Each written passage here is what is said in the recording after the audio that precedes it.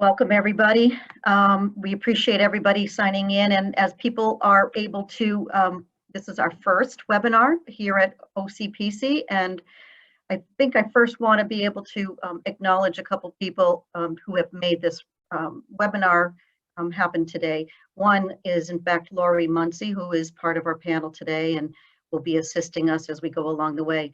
In this presentation, it took that big long NOFA and was able to put it into a PowerPoint that we'll be going through in a few minutes. Secondly, I'd just like to acknowledge Joanne Zuckman. Joanne is a new hire as of February of this year to OCPC, and her contributions have been many, including setting us up with Zoom and also doing this webinar. So thank you to both of you ladies. So I think, you know, as we are all here, and appreciate everybody for signing in and to listening. Some of this you may be repetitive for those that may have had a chance to look through the NOFA, but in fact the EDA CARES Act is in fact something that is this early round of funding, but through a conversation held earlier with Deb Bevan, our representative, there will be more funding that's going to occur. So we will be keeping communication with you vibrant and maybe a little bit too vibrant for your good, but we, again, the important piece is that we're going to be communicating with you. So today, just that's the overview. I welcome everybody, and it is being recorded for the purposes that we're able to share with those that may not have been able to join us. That this recording will be posted on our website, and we'll be able to share that information with you. For those that don't know, it's ocpcrpa.org. Please utilize the chat tool, as many of you already are either sending messages either to the panelist and or to everyone. If you raise a question, certainly I welcome you to do it to everyone, because it might be a question that will be that many of you will have in addition to yourself. So share that. But as the slides, and it will be, you know, question and answers anytime during the presentation, Joanne Zigman will be monitoring the chat. And for those that either, if you don't feel comfortable in raising it in a public fashion in terms of the chat box, chat tool, you can text it to Joanne or email her, and she'll be monitoring. You know, so please take a minute to do the feedback survey at the end. That will be really important to us. You know, and if you're having some technical difficulties, again, don't worry. You'll be able to watch the webinar in its completion, and in fact, encourage you to share the webinar along the way with your colleagues within your communities or your agencies. This part is really important. This should last about 45 minutes. I'm already timing myself that I'm over my time that I allocated to myself. But I do want to be able to, on the panel will be, in addition to Lori Muncie, who is our Senior Comprehensive Planner, Principal Comprehensive Planner here at OCPC, Joanne Zugman, who is our Senior Comprehensive Planner, and Bruce Hughes, who is our Economic Development Community Planner.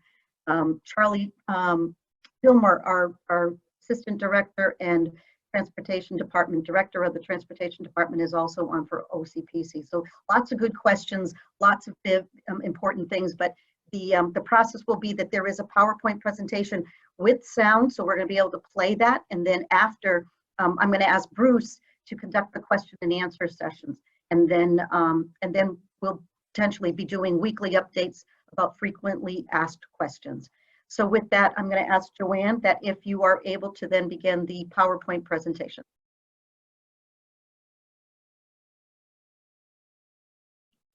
Hold on. The CARES Act, which stands for Coronavirus Aid, Relief, and Economic Security Act, is a $1.5 billion funding package intended to help communities prevent, prepare for, and respond to coronavirus.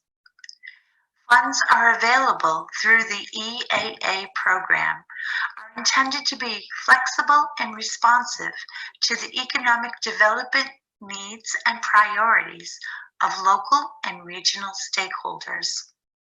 Investments will support a wide range of construction and non-construction projects.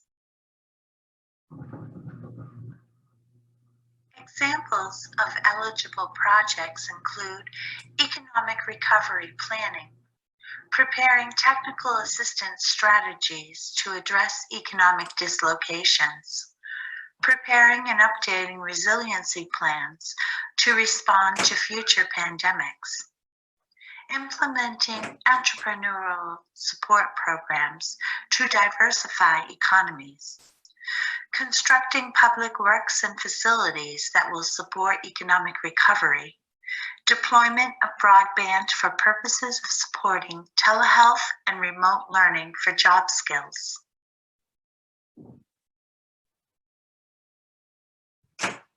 Eligible applicants include public or private nonprofit organizations, state, county, city, or local government, institutions of higher learning, Indian tribes, and district organizations.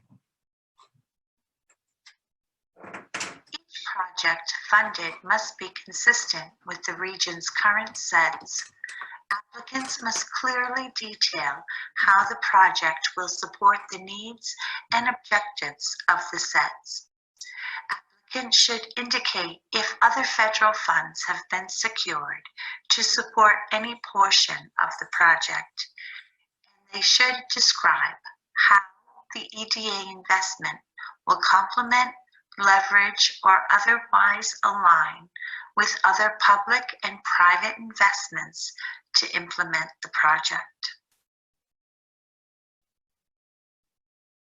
Applicants may also seek funding in the form of a strategy grant to develop, update, or refine a SEDS that alleviates long-term economic deterioration or a sudden and severe economic dislocation.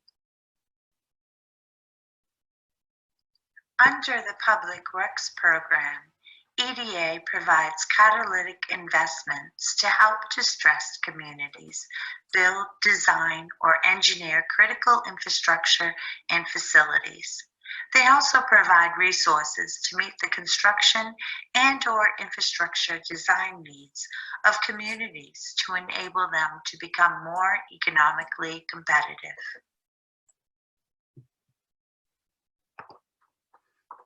Specifically to the CARES Act program's eligibility, any project or application from anywhere in the nation that is applying for funding under the EAA CARES Act would be filing under the special need of EDA's regulations.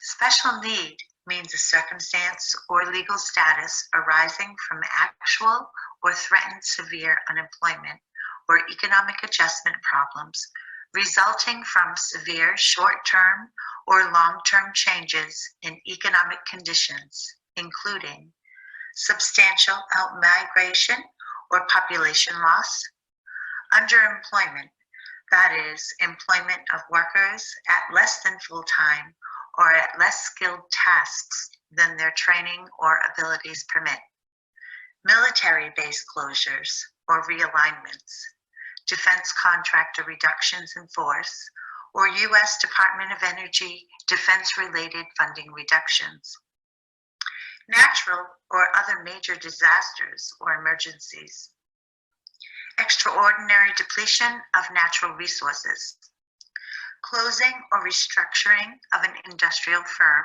or loss of a major employer, negative effects of changing trade patterns or other circumstances set forth in an FFO.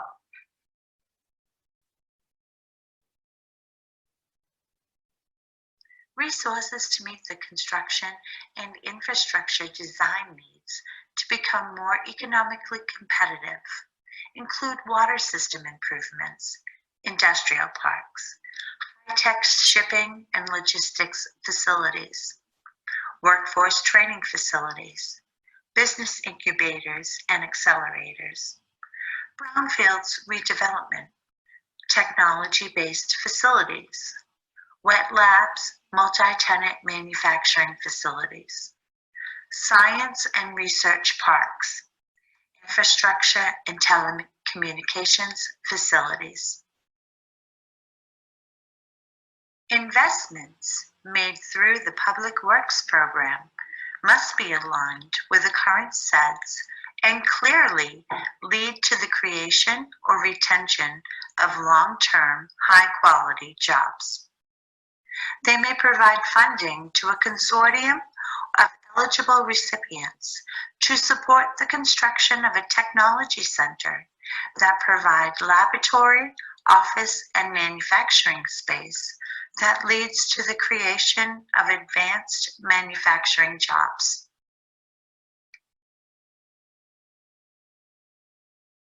EDA provides investments that support a wide range of construction and non-construction activities, including infrastructure, design and engineering technical assistance, economic recovery strategy. EAA investments provide resources that help communities experiencing or anticipating economic dislocations to plan and implement specific solutions to leverage their existing regional economic advantages to support economic development or job creation. To help communities create public-private partnerships to foster collaboration, attract investment, and foster economic resiliency and prosperity. The average size of a public works investment has been approximately $1.4 million, and investments generally range from $600,000 to $3 million. Historically, EDA has awarded funds for between 80 and 150 public works projects a year.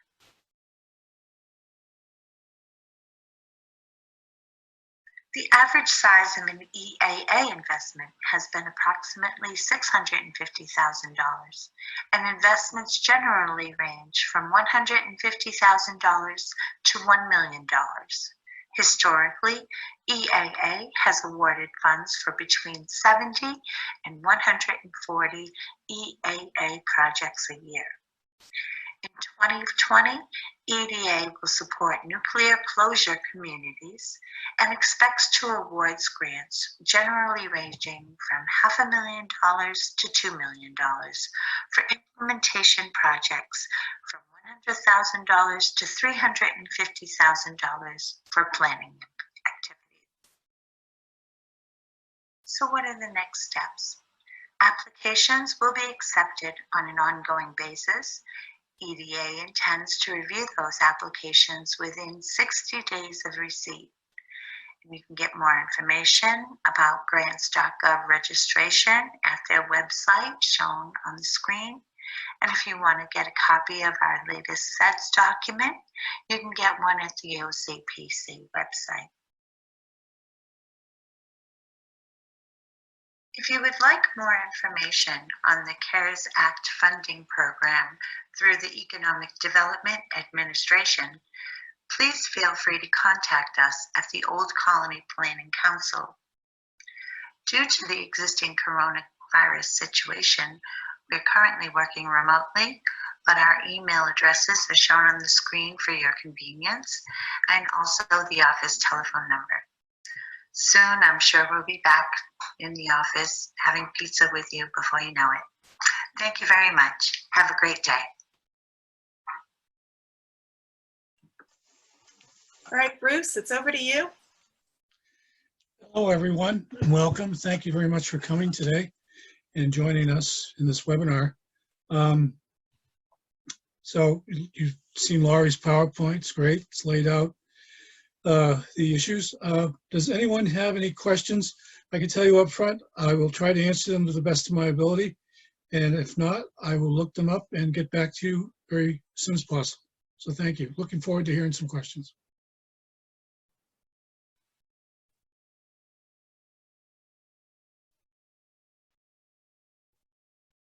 All right, so I've got a hand raised from Pamela McCarthy, so I'll allow her to talk. Pamela, I'm going to unmute you. Pamela, you with us? Yes, can you hear me? Yes, go ahead. So in the presentation, it talked about eligibility in a distressed community. What is the definition of a distressed community? Generally, the definition of a stressed community includes high unemployment and lower than usual family income. I think, given the unemployment figures these days, everyone will qualify on the basis of unemployment. So I don't think that will be an issue. All right, thank you, Bruce.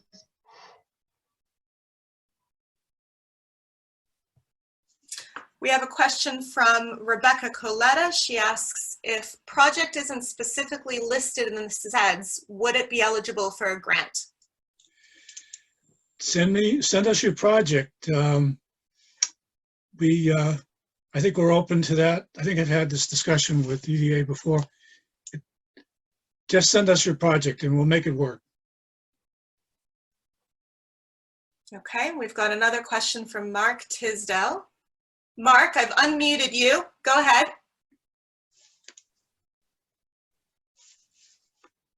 Mark, are you with us? Are you there? Yes, we can hear you. Okay. Go ahead. Okay, thank you. Sorry about that. No problem. I had some conversations about the project that we have for the Public Works application, and I think you're well aware of that. Is there anything that would hinder the town if we put a couple different applications in for different types of assistance? Or should we just pick our top priority and go with that? If it was me, I would recommend that you would go with your top priority. But send us along, let us know what your other projects are so we can see them. And we might be able to work it in, but I think I would go with your top priority. Okay, that's great. Thank you. All right, Bruce, our next question is from Sheila Sullivan Jardim. What is the time frame we should use for labor market data? I think that you should use the most recent. Obviously, things have changed. You know that, Sheila. But I would use the most recent period, given that they'll know that things have changed a lot. Okay, thank you, Bruce. Another question from Sue Murray. Is the SEDS for OCPC for fiscal year 2019 available online? And what is the timing for fiscal year 2020 SEDS? The last year's SEDS, the 2019 SEDS, is available on our website. We've completed a brand new 5-year SEDS, and which will be from 2020 to 2025. We've sent it to EDA, and it's in the process of being reviewed. We hope to have that reviewed and available soon. But in terms of goals and objectives and things like that, I would use the current SEDS that's available on our website. There have been changes, but I think the goals and objectives, which is something that you're going to use in your applications, are similar. So I hope that is a good answer to your question. Okay, we have a participant who asked whether the slides will be available afterwards. Yes, the slides and a recording of this presentation will be on the OCP website within 24 hours. Are there any more questions?